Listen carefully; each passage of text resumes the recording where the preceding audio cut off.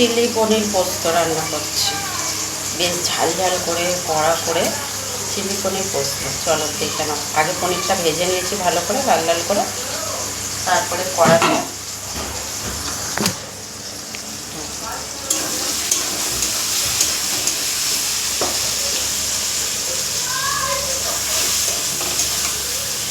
সবার প্রথমে আলুটাকে ভালো করে ভেজে নিয়েছি, আর গোটা শুকনো লঙ্কা, শুধু শুকনো লঙ্কাই ফোড়নে দিয়েছি, যাতে শুকনো লঙ্কার একটা সুন্দর গন্ধ রয়েছে। তারপর আলুটা ভালো করে লাল লাল করে ভাজা হয়ে গেছে, টমেটোটা আর ক্যাপসিকামটা দিয়ে দিয়েছি, নুন দিয়ে দিয়েছি স্বাদ মতন, নুনটাও।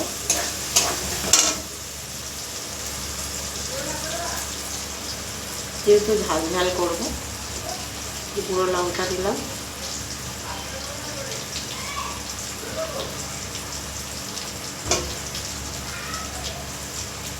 হলুদের গুঁড়ো দিলাম। এবার আমি এখানে পোস্ত আর চাল মগজ কিছুটা বেটে রেখেছিলাম, সেটাও দিয়ে দিলাম।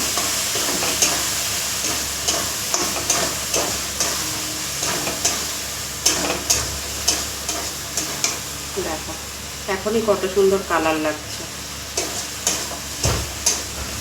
আলুটা তোমাদের ইচ্ছা হলে দিও, না হলে দিও না। আলুটা যেহেতু আমরা সবাই আলু খেতে সবাই পছন্দ করি, সেই জন্য আলুটা ইউজ করলাম। আলু আচ্ছা, আজকে যেহেতু পুরোপুরি নিরামিষ, সেই জন্য পেঁয়াজ রসুন কিচ্ছুই দিই, আদা দিয়ে বেটে চিলি পনির পোস্ত এইভাবে একবার হলেও বানিয়ে খেয়ে রাখো বন্ধুরা, আশা করি ভালোই লাগবে। তো দেখো মিষ্টি দিয়ে দিলাম একটু, পনিরগুলোকে দিয়ে দিচ্ছি।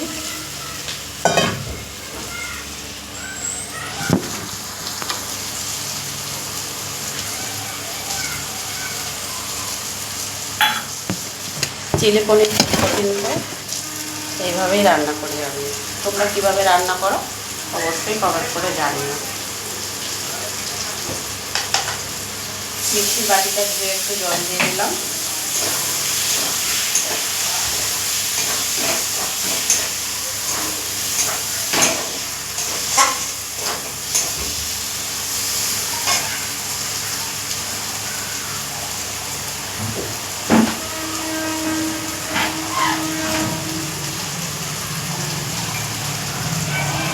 বেশি জল দেবো না।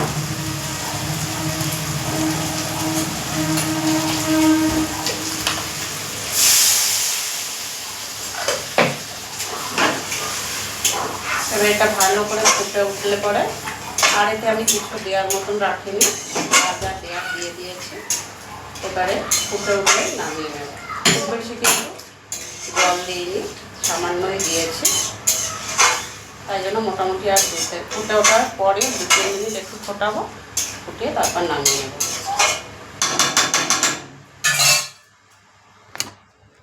দেখো খুব বেশি কিন্তু ঝোল দিইনি। তো বন্ধুরা, চিলি পনির পোস্ত তোমাদের কেমন লাগলো? ভালো লাগলে লাইক কমেন্ট শেয়ার করে দিও, অবশ্যই ভালোবাসা দিয়ে যেও। সবাই ভালো থাকবে, সুস্থ থাকবে। নেক্সট ব্লগ ভিডিওতে আবার চলে আসবো তোমাদের কাছে। তত সময়ের জন্য সবাইকে টাটা, ভালো থেকো সবাই।